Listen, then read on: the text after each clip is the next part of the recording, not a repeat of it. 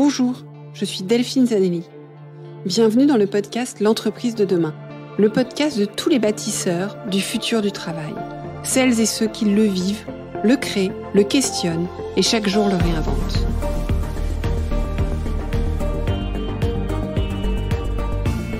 Une entreprise plus vertueuse et soucieuse de son impact social pour une société meilleure. Bonjour, bienvenue par ici. J'espère que vous allez bien. Avant d'introduire ce nouvel épisode, je voudrais remercier Sweetie Bee pour son commentaire laissé sur Apple Podcast récemment. Certainement lors de mon dernier appel, vous encourageant à noter et commenter le podcast pour le faire connaître et m'encourager à mon tour à le continuer. Bravo et continuez, vous et vos invités nous inspirent. De riches contenus, des thèmes percutants et une prise de parole concrète et vraie. Merci encore Sweetie Bee. Merci aussi à tous ceux qui ont noté le podcast. Pensez-y à la fin de l'épisode si l'épisode vous a plu. Alors j'ai cette semaine le grand plaisir d'accueillir Laetitia Vito. Certains d'entre vous la connaissent certainement déjà. Laetitia est auteure et conférencière sur le futur du travail et de la consommation. Elle est présidente de Cadre Noir, une entreprise spécialisée dans la recherche sur le futur du travail. Elle est également rédactrice en chef du média B2B de Welcome to the Jungle qu'on ne présente plus. Elle est aussi l'auteure du Labeur à l'ouvrage, paru chez Calman Levy en 2019, et de Faut-il avoir peur du numérique, coécrit avec Nicolas Colin, paru chez Armand Colin en 2016.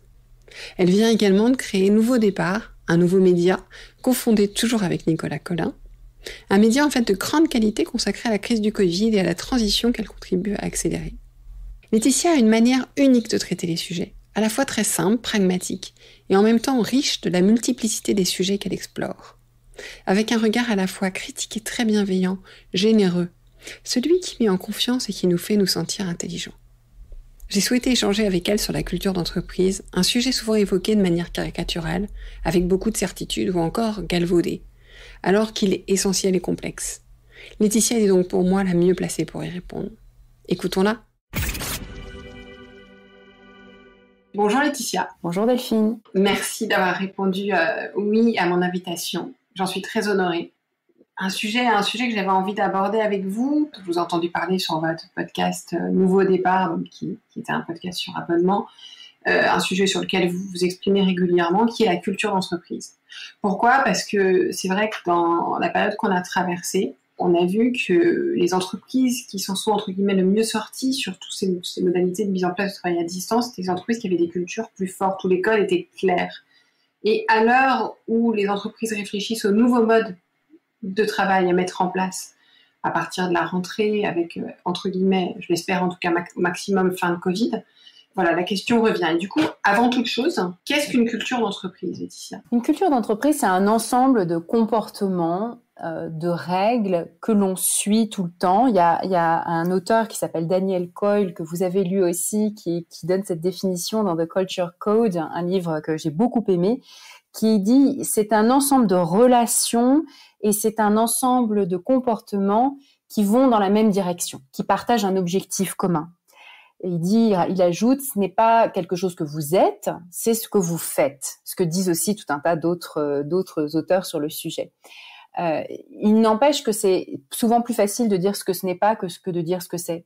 Et la définition n'est pas quelque chose de très facile en termes de culture parce que on rentre dans l'anthropologie, la sociologie, voire on doit rentrer encore plus loin dans des choses qui sont soit très intellectuelles, soit très opérationnelles sur le concret de comment ça fonctionne. Et du coup, c'est bien de faire simple. Hein. Voilà, une culture d'entreprise, c'est un ensemble de comportements qui vont dans la même direction. Et d'ailleurs, vous parlez du livre de Daniel Coyle, je me suis posé une question, du coup je vous la pose. Pourquoi est-ce qu'on trouve que des ouvrages anglo-saxons sur la culture d'entreprise ? Enfin, alors, il y en a peut-être en français, mais j'en ai pas trouvé. Enfin, en tout cas français, j'en ai pas trouvé. Il y en a très peu. Alors d'abord, c'est que la littérature, entre guillemets, le corpus de documents sur les sujets de management et d'entreprise sont à peu près 100 à 200 à 500 à 1000 fois plus volumineux en langue anglaise parce que c'est un marché gigantesque, parce que il y a toutes ces publications de professeurs à Harvard, etc. Il y a beaucoup plus de recherche qui est faite aussi sur les sujets de théorie des organisations, de management, donc aussi de culture d'entreprise. Il y a aussi cette tradition des gourous qui prennent la parole sur ces sujets avec cette idée qu'il faut donner des tips très concrets pour aider les autres à avancer. Donc c'est à la fois une tradition plus forte et puis c'est un marché beaucoup plus important. Et puis je dirais qu'il y a une troisième raison. La troisième raison, c'est que quand on parle de culture en France, on aime bien parler de culture avec un grand C pour en parler, pour parler de la culture intellectuelle, du secteur de la culture. C'est un mot qui est donc très connoté. Quand on parle d'exception culturelle, on a tout de suite en tête le cinéma, etc., etc. Avec une vision souvent d'ailleurs assez élitiste, mais qui exclut un peu la définition plus basique de culture au sens anthropologique ou sociologique du terme, qui va bien au-delà de la culture avec un grand C que l'on pratique au théâtre ou au musée. Et alors, si on revient à cette culture d'entreprise, pourquoi est-ce qu'elle est clé dans la période que nous traversons? Dans cette période de crise où on a alterné présentiel, distanciel, cette période où on réfléchit à de nouveaux modes de travail? En fait, les confinements en particulier, ils ont eu cet effet il y a cette expression quand l'eau se retire, le roi est nu, elle a eu cet effet de révéler des problèmes culturels existants avec lesquels on pouvait s'accommoder quand on partageait un même espace ou quand on pouvait surveiller impunément avec du présentéisme au bureau. Et tout d'un coup, à distance, avec cette distance forcée, on a vu des tas de problèmes. On a vu que il y a des gens qui n'étaient pas inclus. On a vu que en répliquant la culture du présentéisme à distance, c'était encore bien plus aliénant. Et puis parce qu'il était plus aliénant physiquement, mentalement, on a beaucoup étudié le phénomène depuis des mois de la Zoom fatigue, en disant que voilà, les yeux rivés sur l'écran en permanence, ça crée une fatigue particulière, une fatigue pas uniquement physique, pas uniquement optique, mais aussi émotionnelle, parce que dans la vie de bureau normale, on n'est pas aussi statique et on n'a pas cette attention, extrêmement exclusive des yeux sur l'écran. Donc quelque chose de particulier. On a dit aussi que pour les femmes, c'était plus dur parce que le fait de se voir en permanence, c'était comme être constamment devant un miroir. Ça rajoutait une charge supplémentaire, plus forte souvent pour les femmes que pour les hommes, qui ont intégré des contraintes sur leur apparence physique depuis la petite enfance. L'obligation de paraître bien, d'être comme il faut, d'être bien propre, bien apprêté, etc. Donc il y a eu des tas de statistiques là-dessus, sur le fait que le souci de l'apparence physique, non seulement on n'en était pas libéré, mais c'était presque pire avec la distance. Donc en fait, tout un tas de problèmes qui finalement étaient déjà là, ont été révélés ou amplifiés par la distance forcée, par cet éclatement forcé, et un certain nombre des rituels qu'on avait qui nous permettaient parfois soit de compenser les problèmes, soit de les atténuer, soit de les cacher, ont disparu. Et donc on s'est retrouvés très très démunis. Et vous l'avez dit tout à l'heure, les cultures fortes, celles qui permettent un travail collectif efficace et celles où il y a un sentiment d'inclusion qui marche bien dans l'équipe, ont eu beaucoup moins de problèmes. Ont eu beaucoup moins de problèmes avec la distance. Alors certes, il restait l'anxiété de la pandémie, il restait l'enfermement du confinement, mais c'était pas quelque chose qui était lié au travail en lui-même. Et pourquoi il y avait moins de problèmes? Il y avait moins de problèmes parce que les codes sont mieux partagés, parce que les codes sont plus clairs, parce que du coup on peut avoir plus de liberté dans le cadre. Enfin, je sais pas. Exactement, parce qu'il y a une meilleure communication, parce qu'on se sent entendu, on se sent écouté, parce qu'on se sent inclus, parce qu'on se sent, et c'est là que l'analyse de Daniel Coyle est si pertinente, en sécurité du point de vue affectif, psychologique. Et qu'est-ce que ça veut dire se sentir en sécurité? Ça veut dire se sentir appartenir au groupe, avoir régulièrement des petits signes ou des petits messages qui nous disent « tu appartiens au groupe, tu appartiens à cette tribu », et nous sentir avoir un avenir dans ce groupe.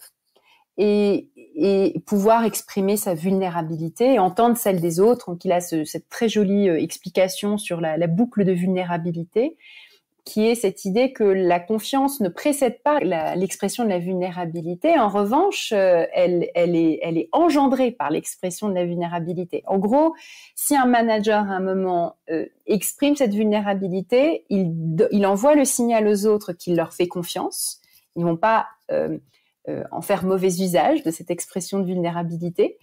Et il va autoriser les autres à exprimer à leur tour une forme de vulnérabilité. Et de cet échange naît une relation basée sur la confiance.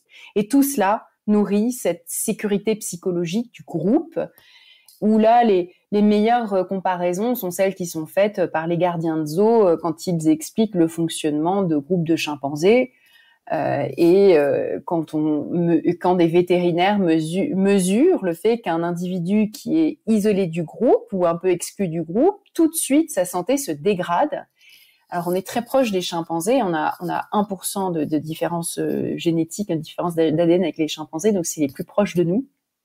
Et je suis en train de lire un livre sur le leadership d'une gardienne de zoo australienne qui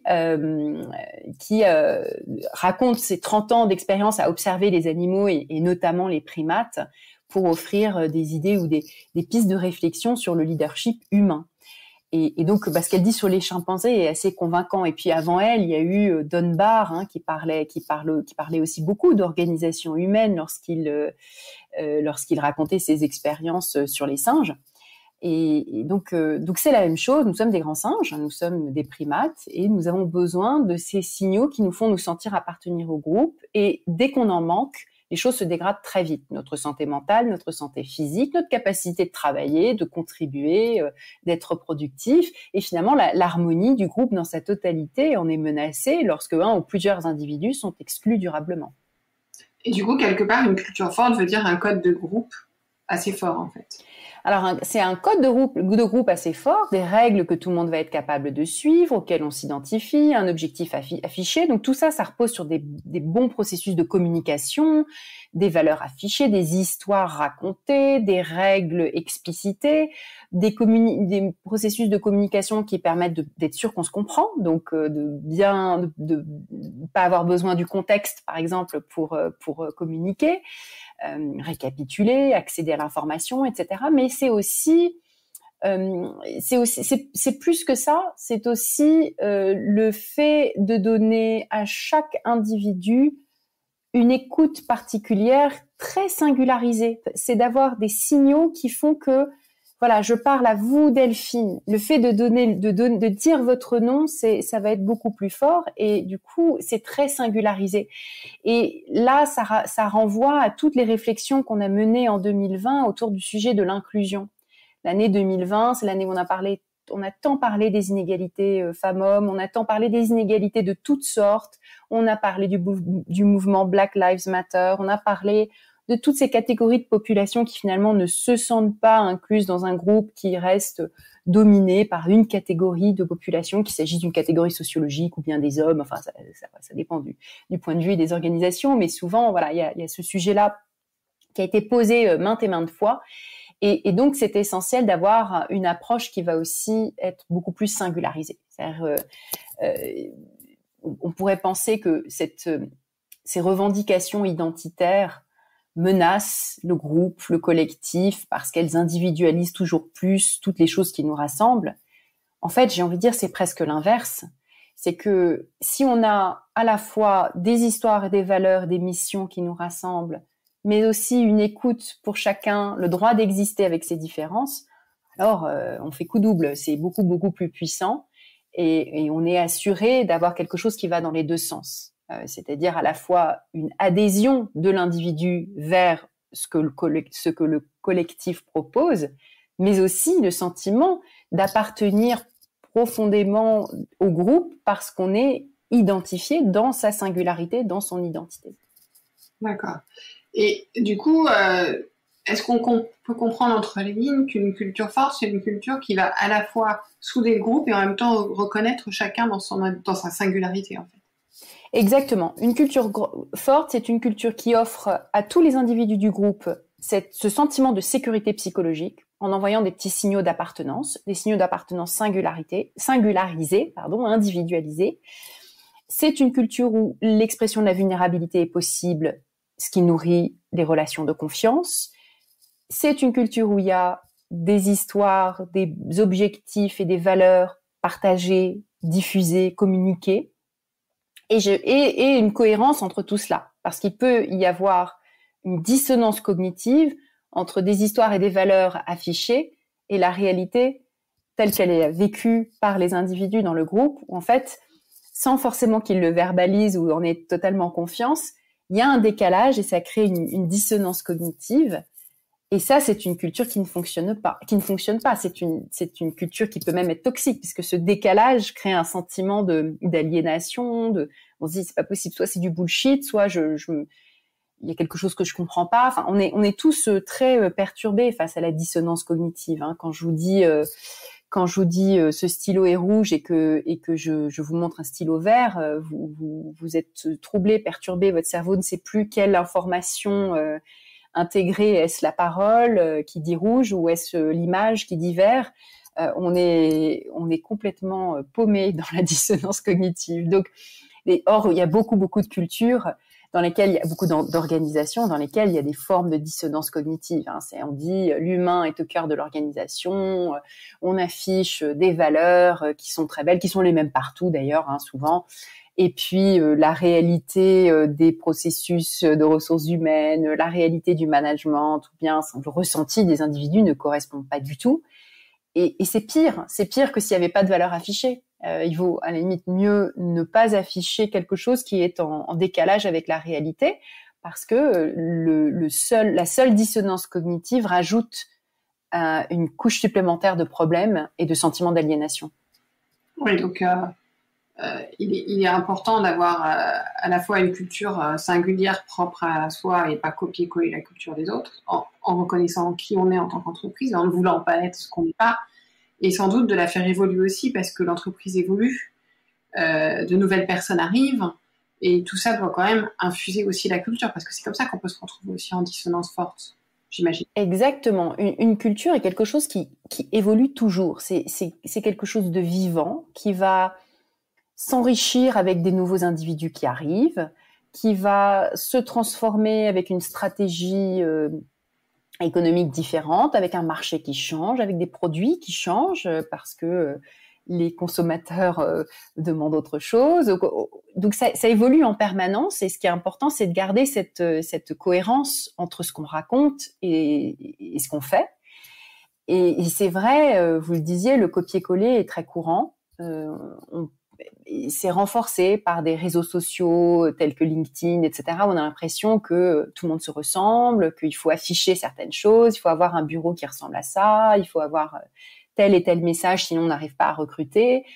Et c'est peut-être vrai qu'on n'arrive pas à recruter avec certains messages, mais le problème d'après, c'est qu'on n'arrive pas à garder les individus s'il y a un décalage entre le message et la réalité telle qu'ils la vivent. Donc, c'est un peu comme, c'est Jérémy Cléda, le CEO de Welcome to the Jungle, qui dit ça, c'est un peu comme les sites de rencontres. Tinder. Admettons que sur Tinder, vous mettiez une photo de vous d'il y a 20 ans, vous avez 15 kilos de moins, aucun ride, et puis vous êtes bien bronzé, etc. Donc, vous vous trouvez objectivement superbe, donc vous mettez cette photo-là, vous dites j'aurais plus de chances d'avoir des contacts. Hélas, dans un monde très superficiel où les photos comptent, c'est probablement vrai. Mais lorsque la personne va vous voir en vrai, que vous avez 20 kilos de plus, 20 ans de plus, etc., et qu'elle a été attirée par vous par l'absence de rides, elle va être très déçue par les rides. Alors que vous voudriez des gens qui veulent de vos rides, en fait. Donc c'est justement raison de plus pour montrer ses rides. Et je trouve que la comparaison est très jolie, la métaphore est très belle, parce que en fait, on va attirer à soi des gens pour des mauvaises raisons, en affichant quelque chose qui ne nous ressemble pas, et le décalage avec la réalité va être perçu comme un mensonge, une agression quasiment. Donc c'est dangereux. Il vaut mieux attirer moins, mais attirer les bonnes personnes pour les bonnes raisons. Il vaut mieux une relation sincère que 10 relations superficielles et fausses. Donc de toute façon, les candidats, on les cherche pas à tout prix, voilà. Donc ni à forcément avoir des chiffres de vues. Tout ça, c'est ce qu'on appelle les vanity metrics. Ça n'a aucun intérêt. Donc plutôt, voilà, cette démarche très humble qui consiste à dire finalement qu'est-ce que je suis en tant qu'organisation, quelles sont mes valeurs, en essayant d'éviter à tout prix ces choses fourre-tout et bullshit du type mettre l'humain au cœur de l'organisation, qui est cette espèce de phrase qui veut tout et rien dire et qu'on trouve partout, en faisant des choses beaucoup plus simples. De même sur les objectifs, les missions, collées au plus près à la réalité et pas forcément chercher à sauver le monde. Tous les candidats ne cherchent pas une entreprise qui prétend sauver le monde. C'est faux. Donc commencer par bien se connaître. Commencer par bien se connaître, exactement. Eh ben merci Laetitia. Merci Delphine. Merci pour votre écoute. J'espère que l'épisode vous a plu. Faites-le moi savoir en laissant des étoiles et des commentaires sur Apple Podcast. Cela me permet de le faire connaître, le podcast, et m'encourage à le poursuivre. Rejoignez-moi également sur le groupe LinkedIn L'Entreprise de demain pour échanger avec d'autres auditeurs, proposer des invités.